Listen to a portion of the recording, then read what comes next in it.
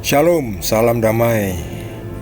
Kita sambung dengan Injil Matius bab 11 dengan judul perikop Yesus dan Yohanes Pembaptis.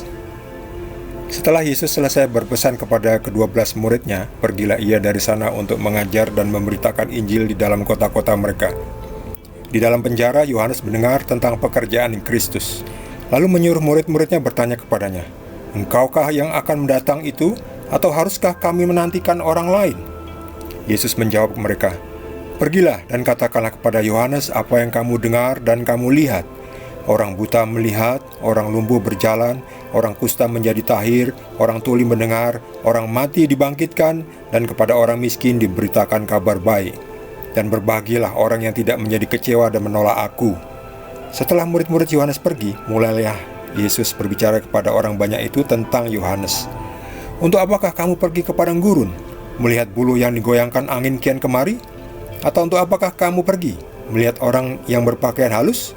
Orang yang berpakaian halus itu tempatnya di istana raja. Jadi untuk apakah kamu pergi, melihat nabi? Benar, dan Aku berkata kepadamu, bahkan lebih daripada nabi, karena tentang dia ada tertulis, lihatlah, Aku menyuruh utusanku mendahului engkau. Ia akan mempersiapkan jalanmu di hadapanmu. Aku berkata kepadamu, sesungguhnya di antara mereka yang dilahirkan oleh perempuan tidak pernah tampil seorang yang lebih besar daripada Yohanes Pembaptis. Namun yang terkecil dalam kerajaan surga lebih besar daripadanya." Sejak tampilnya Yohanes Pembaptis hingga sekarang, kerajaan surga diserong dan orang yang menyerongnya mencoba menguasainya. Sebab semua nabi dan kitab Taurat bernubuat hingga tampilnya Yohanes, dan jika kamu mau menerimanya, ialah Elia yang akan datang itu. Siapa bertelinga hendaklah ia mendengar. Dengan apakah akan kuumpamakan angkatan ini? Mereka itu seumpama anak-anak yang duduk di pasar dan berseru kepada teman-temannya, "Kami meniup seruling bagimu, tetapi kamu tidak menari. Kami menyanyikan kidung duka, tetapi kamu tidak berkabung. Karena Yohanes datang, ia tidak makan dan tidak minum." Dan mereka berkata, "Ia kerasukan setan." Kemudian Anak Manusia datang, ia makan dan minum. Dan mereka berkata, "Lihatlah, ia seorang pelahap dan peminum, sahabat pemungut cukai dan orang berdosa." Tetapi hikmat Allah dibenarkan oleh perbuatannya. Demikianlah sabda Tuhan. Yohanes Pembaptis itu ditahan di penjara karena mengkritik Herodes yang mengambil istri saudaranya. Saudaranya Herodes itu Filipus punya istri Herodias namanya. Diambil istri, nah itu dikritik oleh Yohanes Pembaptis. Nggak terima itu. Si Herodiasnya malah nggak terima dikritik seperti itu. Akhirnya menyuruh Herodes menangkap Yohanes Pembaptis. Akhirnya Yohanes Pembaptis dijebloskan ke penjara. Lalu setelah terdengar kabar bahwa Yesus sudah melakukan banyak mukjizat, lalu muridnya Yohanes Pembaptis diutus untuk menanyakan kepada Yesus. Ini muridnya, ini Yesus, "Engkaukah yang akan datang itu, atau haruskah kami menantikan orang lain?" Maksudnya menantikan Mesias. Apakah engkau Mesias itu? Nah, disinilah Yesus membuktikan bahwa dirinya adalah Mesias. Baik, kalau Yesus hanya mengatakan, "Ya, saya itulah orangnya, saya inilah Mesias," itu namanya hanya klaim. Yesus tidak bilang, "Ya, saya Mesias, katakan kepada Yohanes, saya adalah Mesias, saya memang Mesias." Yesus tidak ngomong seperti itu. Yesus mengatakan dengan bukti. Yesus menjawab, "Pergilah dan katakanlah kepada Yohanes apa yang kamu dengar dan kamu lihat. Ini sebagai bukti.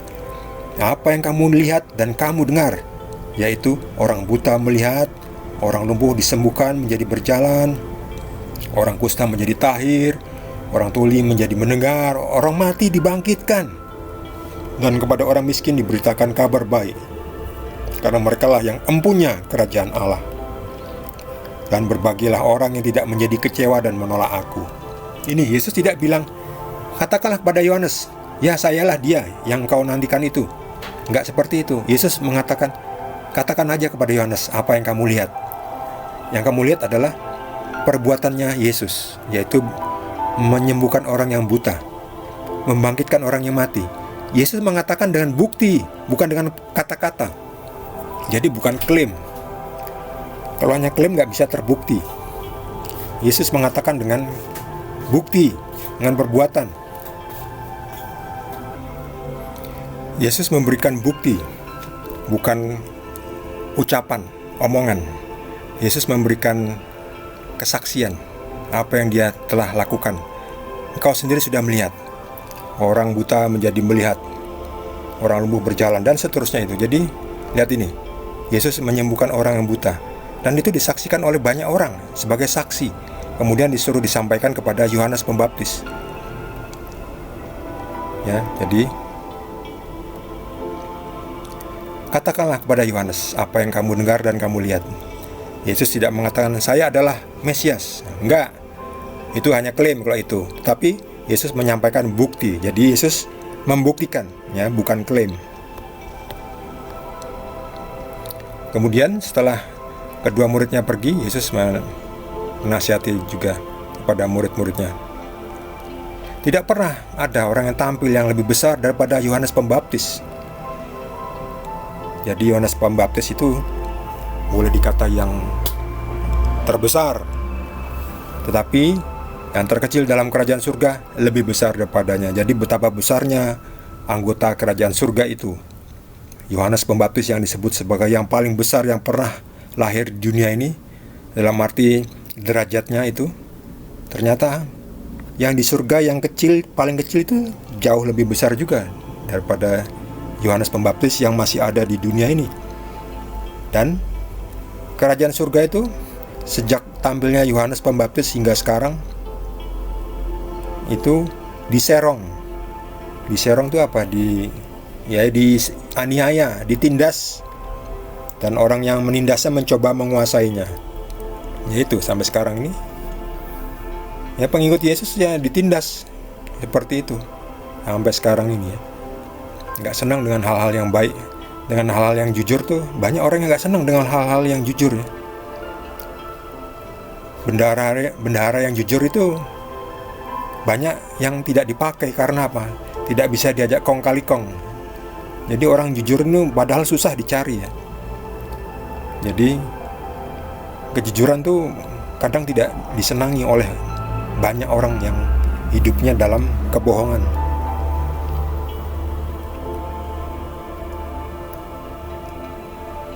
Dikatakan juga Yohanes datang. Yohanes itu ya hidupnya di padang gurun. Yohanes datang dan dia tidak makan, sering berpuasa dan tidak minum, ya. Makanannya hanya belalang dan madu hutan. Lalu orang-orang pada mengatai Yohanes Pembaptis. Wah, dia tuh kerasukan setan, orang yang aneh, gak makan, gak minum, menyendiri di padang gurun. Orang aneh, orang yang kerasukan setan.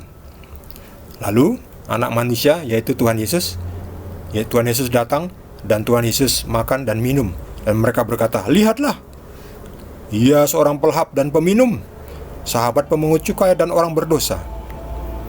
Jadi bingung, ya. Lihat Yohanes Pembaptis yang puasa dan prihatin, dibilangnya kerasukan setan. Lalu Yesus yang makan normal dibilangnya pelahap, peminum, sahabat pemungut cukai dan orang berdosa. Yaitu orang-orang dunia ini kan sering kayak gitu, ya.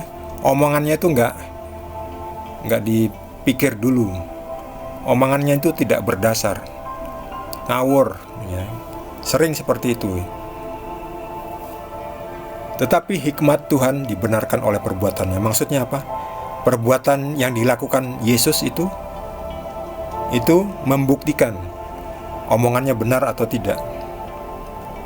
Jadi semua omongan itu harus dibuktikan dengan perbuatan.